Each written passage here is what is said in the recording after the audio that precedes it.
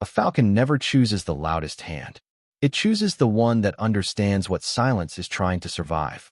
By noon, every guest at Blackwood Manor had gathered in the winter courtyard to watch Duke Adrian Blackwood prove that his house still commanded what others feared.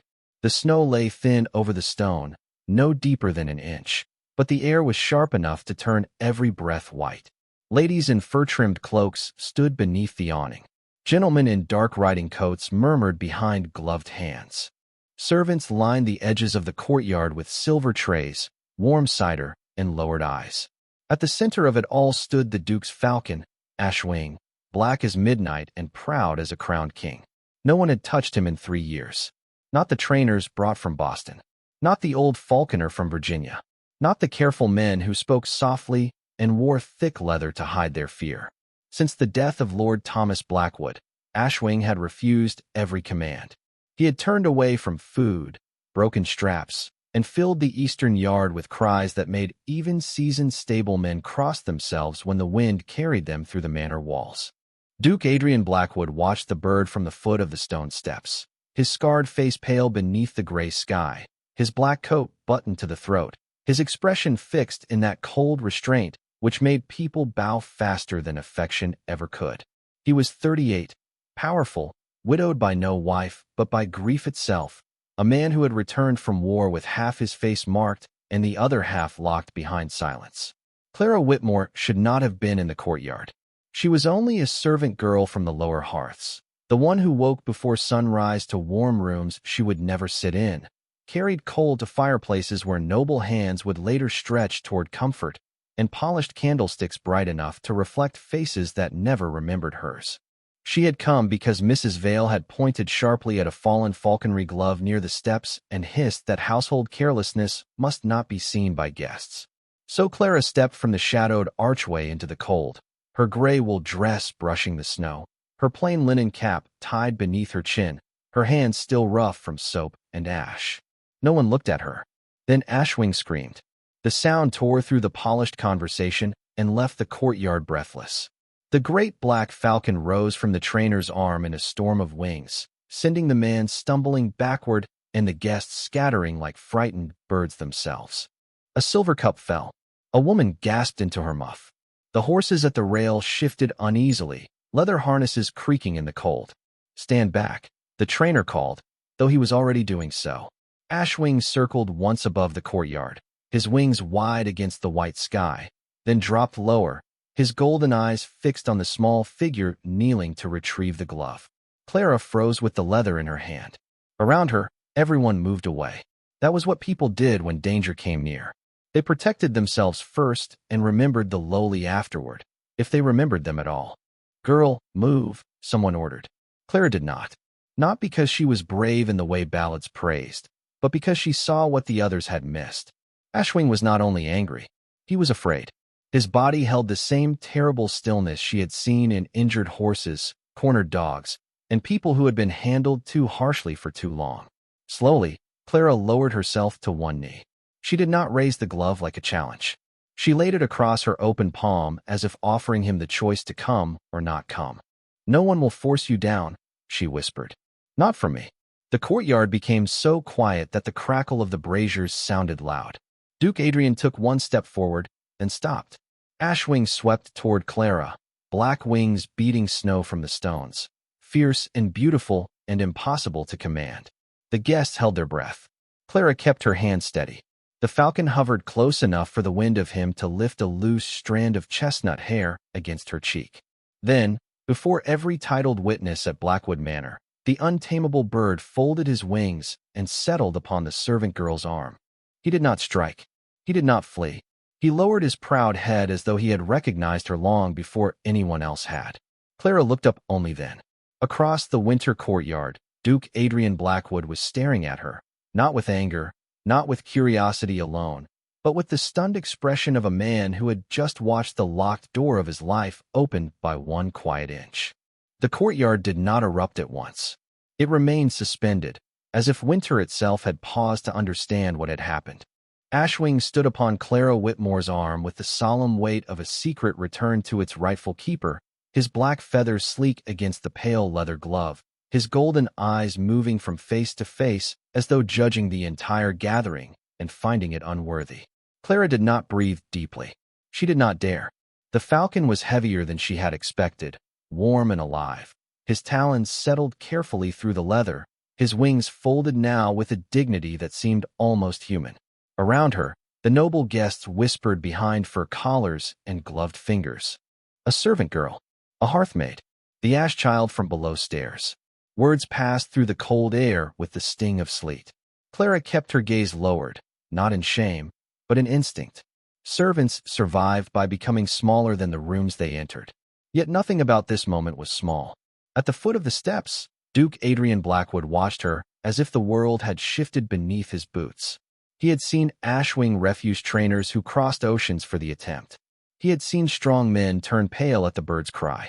He had seen the falcon beat his wings against every kindness offered too quickly, every command wrapped in patience, every hand that came carrying ownership disguised as care. But now the creature stood calm upon the arm of a girl whose name the Duke had heard only in passing, if he had heard it at all. Master Redding, the falconer, recovered first, though poorly. "Miss Whitmore," he said, his voice thin with embarrassment, "hold still. I will take him." He raised his padded arm and took one cautious step forward. Ashwing's body tightened. Clara felt the change before the others saw it, the faint shift of muscle, the old fear rising beneath feathers. "Please," she said softly. "Not so quickly." Master Redding stopped, offended by both the words and the fact that they were correct. A ripple of amusement moved through the guests. Lady Evelyn Marlowe, standing beneath the awning in a cream cloak lined with pale fur, smiled as one might smile at a cracked cup before ordering it removed. "How touching," she said. "The little servant believes she has discovered a language unknown to gentlemen." Clara's face warmed, but she did not answer. A servant's reply could be turned into insolence faster than a candle could be snuffed. Duke Adrian's eyes moved to Lady Evelyn. Enough. The word was quiet, but it crossed the courtyard with more force than a shout. Her smile faded. So did every whisper near her. Adrian stepped forward. Ashwing watched him, head angled, proud and wary. The Duke stopped several feet from Clara, close enough for her to sense the smoke and cedar clinging to his coat, far enough not to crowd the bird. That distance startled her. Most powerful people did not consider distance a kindness. "Look at me," he said. Clara lifted her eyes. She expected command, suspicion, perhaps anger that his impossible falcon had obeyed the wrong person before the wrong audience. Instead, she found something more unsettling. The Duke looked tired, not merely weary from a cold afternoon or irritated by public embarrassment, but tired in the deep place where people grew silent because speech had failed them too often. "How did you do it?" he asked. Clara swallowed. "I did not do anything, Your Grace." His brow tightened. "That bird has rejected every trainer brought to this estate. Then perhaps he has grown weary of being treated as a problem to be solved." The words slipped out before fear could catch them. Mrs. Vale made a small sound near the servants' line. Master Redding stared at Clara as if she had stepped onto the dining table. Lady Evelyn's eyes sharpened, but the Duke did not rebuke her. He only studied Ashwing, who lowered his head slightly toward Clara's sleeve. "You think he was afraid?" Adrian said. "I think he expected every hand to take something from him." The answer settled between them like snow on black stone. For one brief moment, Clara saw the scar along the Duke's face not as something that made him fearsome, but as something the world had never stopped touching with its eyes. Adrian turned toward the falconer. "The demonstration is finished." Master Redding bowed quickly. "Your Grace, if I may attempt once more after the bird settles." "No." The Duke's gaze remained on Clara. "Miss Whitmore will report to the falconry yard at dawn." Clara's breath caught. "Your Grace, I am assigned to the lower hearths." "You are reassigned." Mrs. Vale stepped forward, pale with alarm. "Your Grace, she has no training." Adrian looked at the falcon resting calmly on Clara's arm. Neither, apparently, did training have her gift. The guests began to disperse in disappointed clusters, carrying the story with them like contraband. Lady Evelyn lingered longest, her attention fixed on Clara with a coldness too polished to be called jealousy. Clara remained kneeling in the snow until the Duke gave a slight nod, permitting her to rise. When she stood, Ashwing kept his balance without struggle, as if he trusted her movement more than the stillness of others. Adrian turned back toward the manor, then paused at the steps. "Miss Whitmore," he said. "Yes, Your Grace." "Do not mistake attention for safety." Clara understood the warning at once. In Blackwood Manor, being unseen had been lonely. Being seen might be dangerous. The Duke entered the house, leaving her beneath the winter sky with the falcon's weight on her arm and every hidden eye in the manor newly opened. Before dawn, Blackwood Manor was a kingdom of embers and locked doors. The guest rooms still slept behind velvet curtains. The silver in the dining room waited beneath linen cloths, and the long corridors held the blue chill that came just before morning. Clara Whitmore moved through the lower hall with a lantern in one hand and her shawl drawn close around her shoulders, careful not to let her shoes sound too loudly on the stone. She had slept less than 2 hours.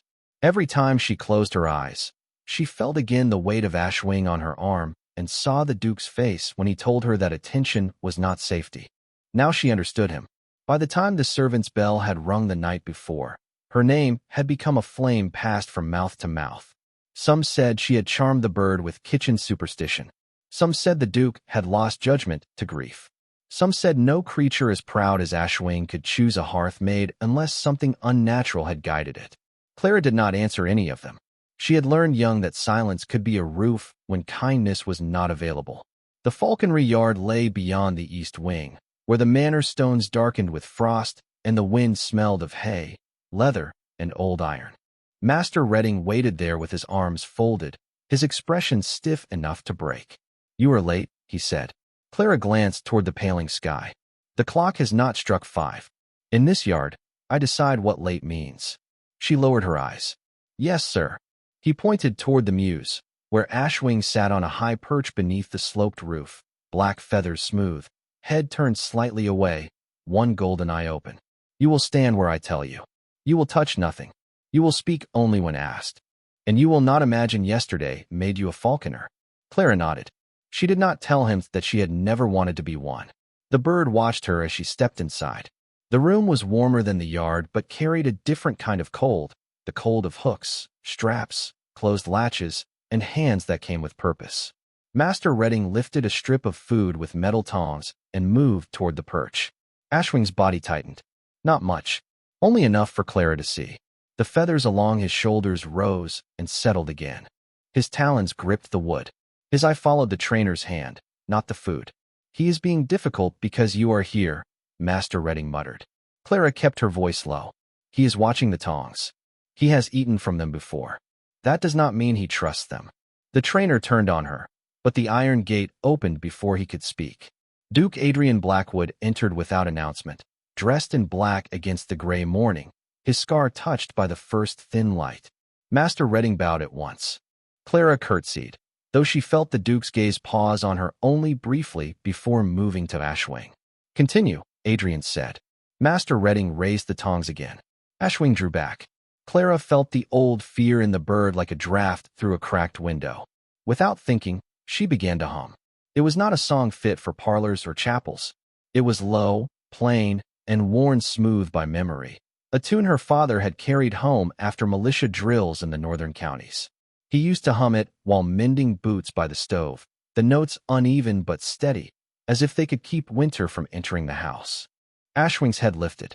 Master Redding froze. The Duke became very still. Clara kept humming, softer now, letting the sound sit in the air without asking anything of it. The falcon stepped once along the perch. Then again, his wings loosened, his eye fixed on her, no longer sharp with alarm, but bright with recognition. Behind her, Adrian's voice came quietly. "Where did you learn that tune?" Clara turned. Something in his tone made the morning feel suddenly older. "From my father, Your Grace." His name, Samuel Whitmore. The Duke looked away as if the name had struck a bell deep beneath the manor stones. Samuel Whitmore served in the Northern Regiment. Clara's fingers tightened around her shawl. "Yes, Your Grace." He rarely spoke of those years. The best men rarely did. The words were almost too soft to hear. Ashwing stepped down to the lower rail, closer than he had come from Master Redding. Clara slowly extended her bare hand, palm open, offering neither food nor command. The falcon watched her fingers, then lowered his proud head toward them. Adrian stood behind her in the pale dawn, listening to a dead soldier's song return through the voice of a servant girl no one had thought worth hearing. By the time the morning meal was carried upstairs, Clara Whitmore had become the most dangerous kind of servant in Blackwood Manor, one who had been noticed by the master and remembered by the walls. The story of the old song traveled quickly, though no one knew its meaning. A scullery maid heard that Ashwing had bowed to Clara's hand. A footman claimed the Duke had spoken to her, as if she were a guest. Mrs. Vale said nothing at all, which frightened Clara more than correction would have. Silence from authority was rarely empty. It was usually waiting for a reason to close. Clara returned to her usual duties after the falconry yard, but the manor no longer let her pass through it invisibly. In the laundry passage, two maids stopped whispering when she entered. Near the pantry, Master Redding turned his shoulder from her with the stiff dignity of a man whose pride had been bruised by a girl with soot on her cuffs. In the great hall, Mr. Hargrove watched her from beside the mantel, his silver watch chain resting neatly against his waistcoat, his face composed in the polished manner of old servants who had learned to resemble furniture until they wished to become doors. "Miss Whitmore," he said as she crossed with a tray of fresh candles. Clara stopped and curtsied. "Mr. Hargrove." His eyes moved over the tray, her cap, the faint redness of her hands. "His Grace's interest in your new assignment is not an invitation to forget your former station. No, sir. Falcons are costly creatures, noble creatures. They do not belong in the care of girls who smell of coal smoke." Clara felt the words land where they were meant to land, but she kept her hands steady around the tray. "I will do only what His Grace commands." A wise servant remembers that commands can change. Before Clara could answer, the front doors opened, and winter brightness spilled across the marble floor. Lady Evelyn Marlowe entered beneath a cream cloak trimmed in pale fur, her gloves spotless, her smile gentle enough to pass for kindness from far away. Mr. Hargrove bowed deeply. Clara curtsied again, lower this time. "So this is the girl," Lady Evelyn said, removing one glove finger by finger. "The one who has unsettled the bird and the house." Clara kept her eyes down. "My lady, look at me when I speak to you." Clara lifted her gaze. Lady Evelyn's beauty had the cold perfection of frost on glass. Nothing about it seemed made to warm a room. "You are younger than I expected," the lady said. "And plainer." Mr. Hargrove's expression did not change, but the corner of his mouth softened with approval. Clara said nothing. Lady Evelyn stepped closer, her perfume sweet and sharp as winter flowers kept too long indoors. "Tell me, Miss Whitmore, do you intend to become indispensable by charming animals next? Horses, hounds, perhaps lonely gentlemen." The words were wrapped in silk, but every servant in the hall heard the blade beneath them. Clara's face warmed. "I intend only to work, my lady." How modest. The ambitious often begin that way. She drew a lace handkerchief from her sleeve, embroidered with the Marlowe crest in pale blue thread. With a careless movement, she let it slip from her fingers. It landed near Clara's shoes. The hall stilled. Clara understood the command before it was spoken. "Pick it up. Remember the floor. Remember who stands and who bends." She lowered the tray carefully to a side table, then bent toward the handkerchief. A cry rang from the eastern corridor. "Ashwing!" Clara froze. Lady Evelyn's eyes narrowed. Mr. Hargrove turned his head sharply, and for one breath Clara saw it. Not irritation, but fear. The falcon swept into the great hall, black wings cutting through the candlelit air. Servants gasped and stepped back. Ashwing landed on the lower rail of the staircase, his golden eyes fixed not on Clara, but on the fallen handkerchief. He gave one low, piercing call, then dipped his head and tore the embroidered crest loose with a swift, deliberate pull. Lady Evelyn went pale. Mr. Hargrove did not move at all. From the shadowed upper landing, Duke Adrian Blackwood watched the scene with eyes as cold as the winter beyond the doors. Clara remained bent above the ruined lace, suddenly certain that the falcon had not destroyed a lady's possession. He had recognized the scent of a lie. By evening, the ruined handkerchief had become a secret no one dared call a sign. Lady Evelyn Marlowe laughed it away in the drawing room, saying the falcon had been overexcited by too many strangers, while Mr. Hargrove assured the guests that Ashwing had always been troublesome in winter. Yet Clara Whitmore noticed what people tried too hard to smooth over. Lady Evelyn did not ask for the torn crest back. Mr. Hargrove did not look toward the eastern corridor again, and Duke Adrian Blackwood, who had watched from the upper landing without speaking, disappeared into his study and sent for no one. Clara returned to the lower rooms with her tray of candles, but her hands would not stop remembering the moment Ashwing's cry had cut through the hall. There had been purpose in it, not anger, not mischief, warning. The thought followed her through supper service, through the polishing of spoons, through Mrs. Vale's quiet instruction that she should remain away from Lady Evelyn unless directly summoned. By the time the house settled into its evening hush, Clara's wrist ached where Ashwing's talons had pressed through the glove that morning. It was only a small mark, nothing worth mentioning, but the skin had reddened beneath her cuff. Rather than let the other maids see it and turn it into gossip, she slipped away to the abandoned greenhouse beyond the frozen rose garden. The greenhouse stood like a forgotten chapel made of glass and iron, its panes clouded with frost, its long tables holding cracked pots, dry soil, and a few stubborn ferns that had refused to die. Clara set her lantern on the edge of a stone bench, unwound the cloth from her wrist, and opened the little tin of salve she kept tucked in her apron pocket. "You conceal pain carefully." The voice came from the doorway. Clara turned so quickly the lantern flame trembled. Duke Adrian stood beneath the iron arch, half in shadow, his black coat dark against the frost-pale glass. He did not step closer at once. That restraint unsettled her more than authority would have. "Forgive me, Your Grace," she said, rising. "I did not know anyone came here." "No one does." His eyes moved to her wrist. "Which is why you chose it." Clara lowered her gaze. "It is only a small mark. Small things become infections when ignored." He placed a second tin of medicine on the table, finer than hers, sealed with the Blackwood crest. "Mrs. Bell uses this for the stable hands." Clara stared at it. "You brought that for me?" "I brought it for the injury." It was such a careful answer that she almost smiled. "Almost." Ashwing did not mean harm. "You defend him quickly." "I explain him carefully." Adrian looked at her then, and in the lantern light the scar along his face seemed less severe, not softened exactly, but made human. "There is a difference?" "Yes, Your Grace." Clara touched the salve to her wrist. "Defense asks to be believed. Explanation only asks to be heard." The greenhouse fell quiet except for the wind whispering over the glass roof. Adrian's gloved hand rested on the back of an old chair, but he still kept distance between them. A nobleman could have crowded the room simply by standing in it. He did not. "And what do you hear when Ashwing cries?" he asked. Clara thought of the courtyard, the falconry yard, the ruined handkerchief. "I hear a creature that remembers too much." Adrian's expression closed by a fraction. "Memory is not always truth." "No," she said softly. "But fear rarely invents its shape from nothing." The words reached him. She saw them do so. His eyes drifted toward the frost-dark windows, beyond which the eastern yard lay buried in snow. "You speak as though you know fear well."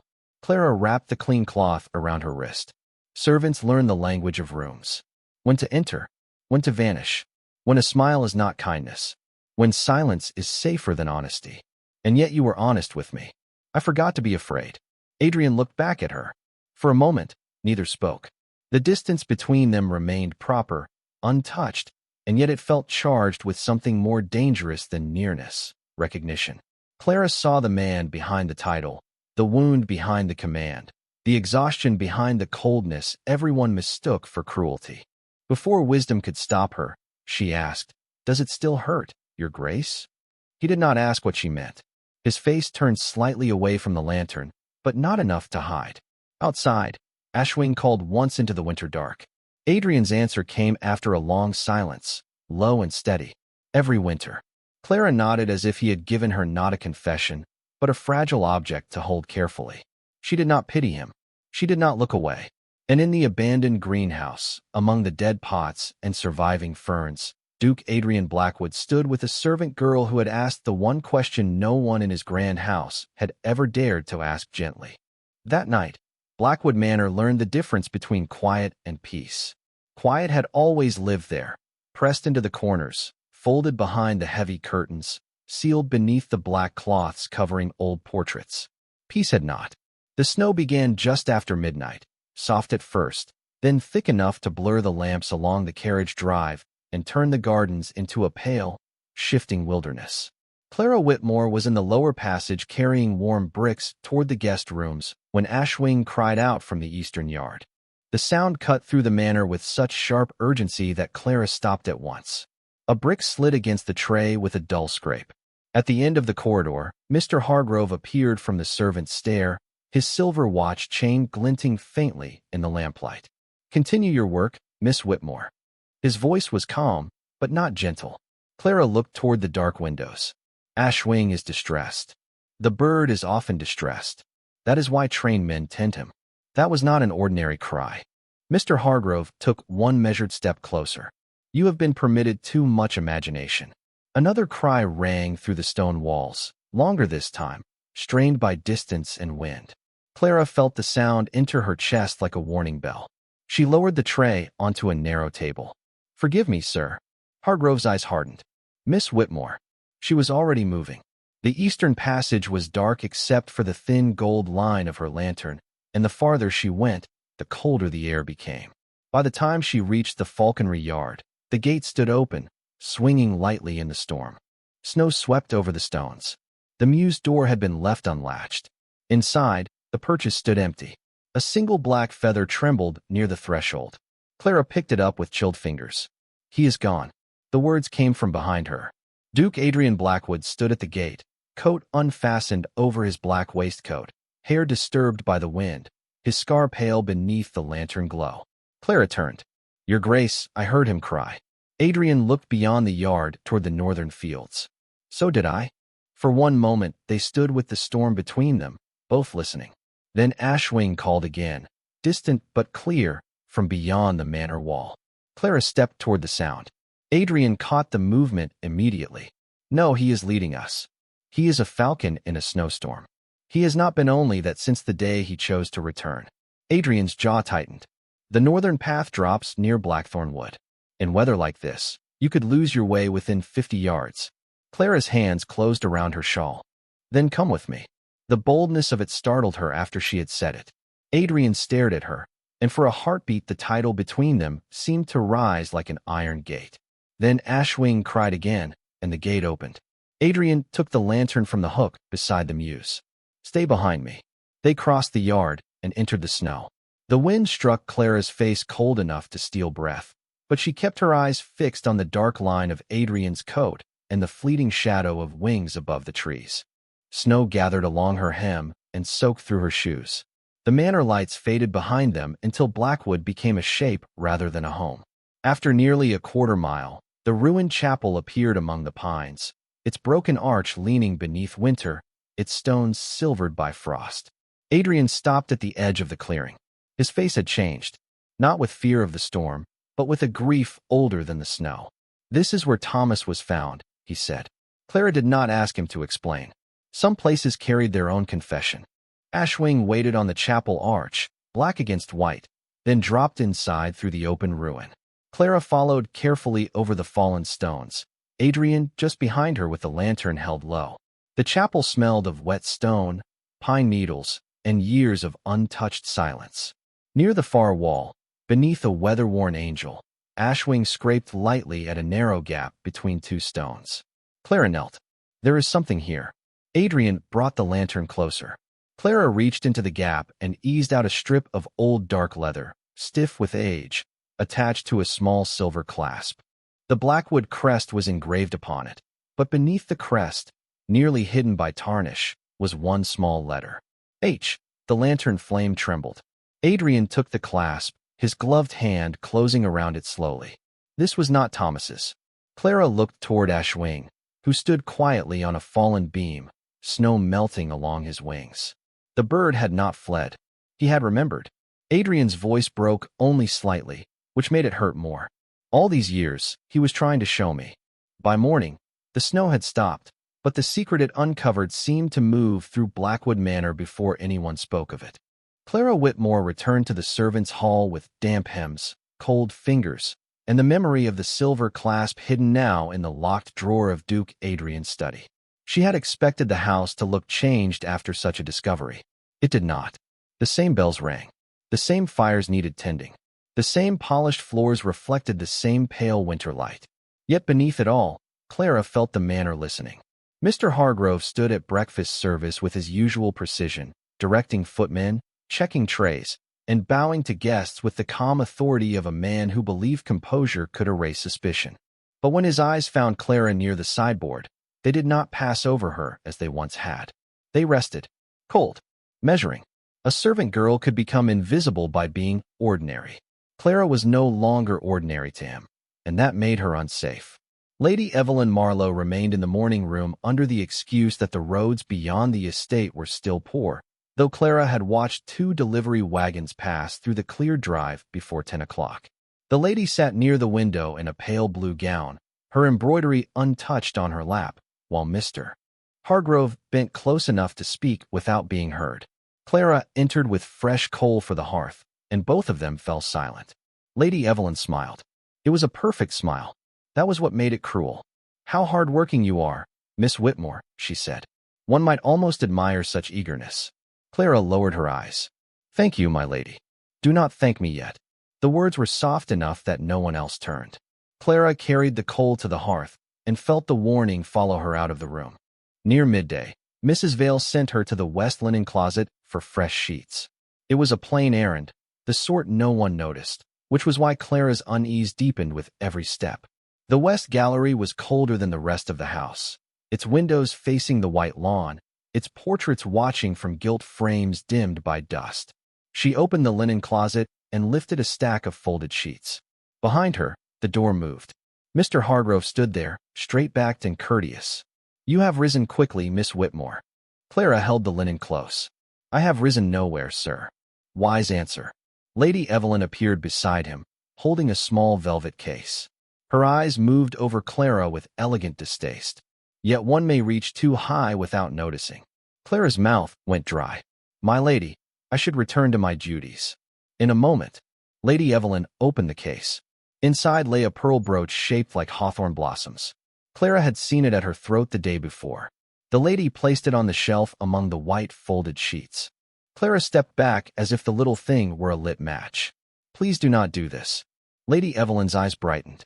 "Do what?" Mr. Hargrove's voice was smooth. "Careful. A careless accusation against your betters can ruin a life." Clara looked at them both and understood that lies did not need to be clever in a house that already knew whose voice mattered. Within the hour, she stood in the great hall before the household. The brooch had been found in the linen closet. She had been the servant sent there. Lady Evelyn stood near the fire with one hand at her bare collar, performing sorrow with exquisite restraint. Mr. Hargrove held the velvet case as though it pained him to touch evidence against her. "Your Grace," he said, "I regret the necessity, but loyalty to this house requires firmness. Miss Whitmore was trusted beyond her station, and this is the result." Clara stood still in her gray wool dress, hands folded, face calm, because dignity was the last possession no one could plant in a cupboard or take from her pocket. Duke Adrian stood on the lower stair, silent, his face unreadable. Clara looked at him once. Only once. After the chapel, after the clasp, after the question in the greenhouse, she had believed his silence would never again feel like abandonment. She had been wrong. Lady Evelyn's voice drifted through the hall. "Surely you see now, Adrian, what comes of indulging a servant girl who forgets her place." The word struck harder because he still said nothing. Mr. Hargrove closed the velvet case with a soft click. She should be dismissed before nightfall. Clara lowered her gaze, not in guilt, but to hide the one wound she could not keep from showing. She had been unseen all her life, and now that she was finally seen, they had chosen to see a thief. Then, from somewhere high above the great hall, came the sudden beat of wings. The wings did not beat like panic. They beat like an answer. Ashwing swept down from the dark beams of the great hall, his black shape cutting through the winter light that poured from the high windows, and every person beneath him went still. Servants drew back. Lady Evelyn lifted one gloved hand to her throat. Mr. Hargrove did not move, but Clara saw the color drain from his face as surely as flame leaves a candle when it is pinched out. The Falcon circled once above the hall, not wildly, not aimlessly, but with the terrible grace of a creature that had waited years for the right room to become silent. Then he landed on the carved post beside Duke Adrian Blackwood. In his beak was a small silver object darkened by age and weather. Adrian raised his gloved hand. Ashwing stepped onto it and released what he carried. The object fell into the Duke's palm with a faint metallic sound that traveled through the hall more clearly than any accusation had. A button, small, silver, and engraved with the Blackwood household crest. Not the crest worn by guests. Not the crest stitched on servants' livery. This belonged to the formal coat of the steward, the same style Mr. Hargrove wore on ceremonial days when he stood beside the Duke as guardian of order and tradition. Around its rim clung a thread of old leather, dark and stiff, matching the strip found beneath the chapel stones. Adrian stared at it for a moment. When he looked up, the room seemed to grow colder. "Mr. Hargrove," he said, "you told me my brother rode alone the night he disappeared." The steward bowed his head. "That was what the household understood, Your Grace." "No, that was what you instructed the household to understand." A murmur stirred, but Adrian lifted one hand and silence returned. Lady Evelyn stepped forward, her voice soft, hurried, polished at the edges. "Adrian, surely you do not mean to let a bird's trinket overturn the word of a man who has served your family for decades." Adrian did not look at her. "Mrs. Vale." The housekeeper straightened. "Yes, Your Grace." "Bring the private ledger from Mr. Hargrove's office. The black one. Bottom drawer, left side." For the first time, Mr. Hargrove's composure cracked. Not loudly, not with protest, only with a tightening around the eyes, the expression of a man who had just heard a locked door open from the wrong side. "Your Grace," he said, "those records are household matters and not prepared for public review. Then the truth will have the rare pleasure of appearing without preparation." Mrs. Vale hurried away. Clara stood in the center of the hall, barely breathing. She understood then that Adrian's silence had not been doubt. It had been waiting. Pain moved through her at that realization, not because he had betrayed her, but because trust had come so near to breaking before she recognized its shape. Mrs. Vale returned with the ledger. Adrian opened it upon the hall table, turned several pages, and stopped. His face became still in a way Clara had learned to fear in storms, when the wind vanished just before the snow fell harder. "Payments to Marlowe House," he said, "repeated for 6 years." Lady Evelyn's hand dropped from her throat. "That proves nothing." Adrian placed the silver button beside the old leather clasp taken from the chapel. "It proves connection. It proves concealment. And it proves that the morning after Ashwing led us to evidence bearing Mr. Hargrove's mark. Miss Whitmore was accused with remarkable speed by the two people most threatened by that discovery." Mr. Hargrove's voice lowered. "A servant girl's influence has made you reckless." Adrian looked at him then. "No. Her dignity has made me ashamed of how long I mistook silence for loyalty." The words struck the hall with quiet force. Clara felt every gaze move to her, but this time the looking was different. It no longer pressed her down. It made room around her. Adrian closed the ledger. "Mr. Hargrove, you will remain in the library until the magistrate arrives. Lady Evelyn, your carriage will be prepared. You will leave Blackwood Manor before sunset."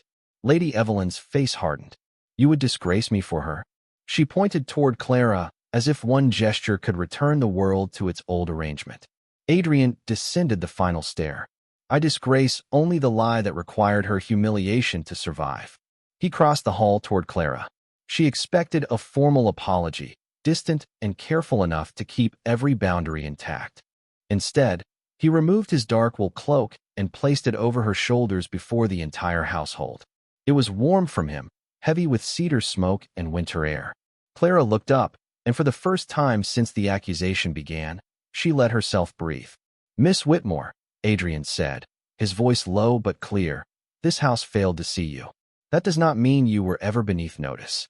Ashwing gave one soft cry from the stair rail, and no one in Blackwood Manor mistook it for wildness again.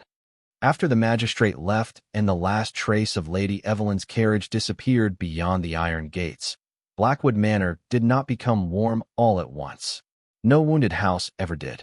It changed in smaller ways, the only way old grief knew how to loosen its grip. The servants spoke more softly in the halls, not from fear, but from the strange respect that follows truth when it is walked openly through a room.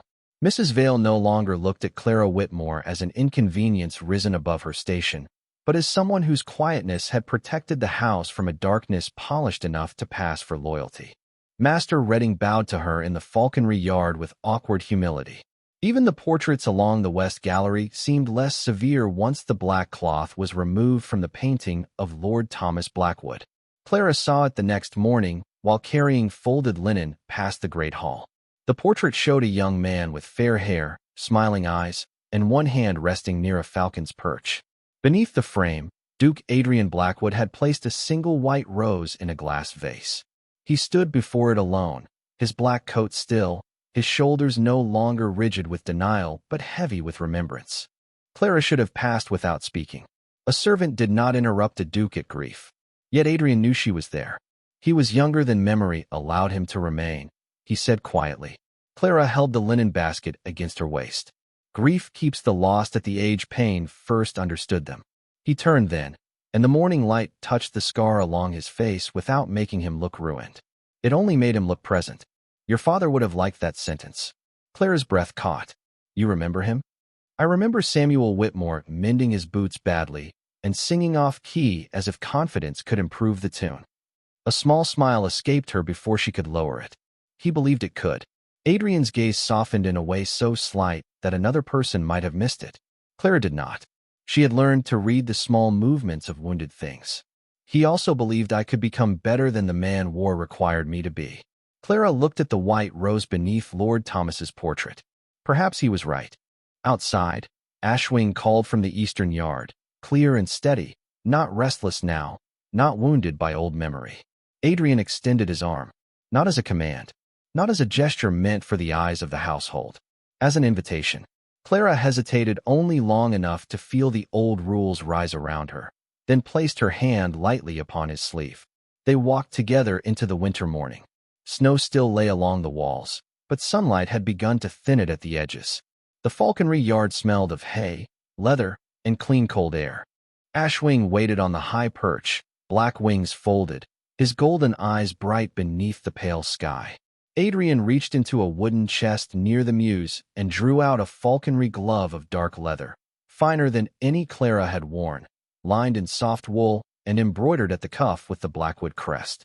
Clara stared at it. Your Grace, that is not for me. It belonged to my mother. The words made the yard feel suddenly sacred. Clara stepped back slightly. Then I cannot accept it. You can. People will talk. They already have. They will say I forgot my place. Adrian looked toward Ashwing, who opened his wings and held them wide against the morning, free yet willing to stay. Then they misunderstand place. It is not only where one is born. Sometimes it is where one is finally seen. Clara's throat tightened, but she did not weep. Tears would have made the moment too small. She let him fasten the glove at her wrist, his movements careful, never hurried, never claiming more than she offered. Ashwing came down at once, settling upon her arm with the familiar weight of trust freely given. Adrian stood beside her, no longer behind a wall of title and silence. And for the first time Blackwood Manor seemed less like a fortress than a home waiting to remember how to breathe. The falcon lifted from Clara's glove and rose into the white gold sky, circling once above the manor before returning of his own will. Clara watched him come back, and Adrian watched her watch him. No heart is ever truly wild. Some are only waiting for a hand gentle enough not to cage them.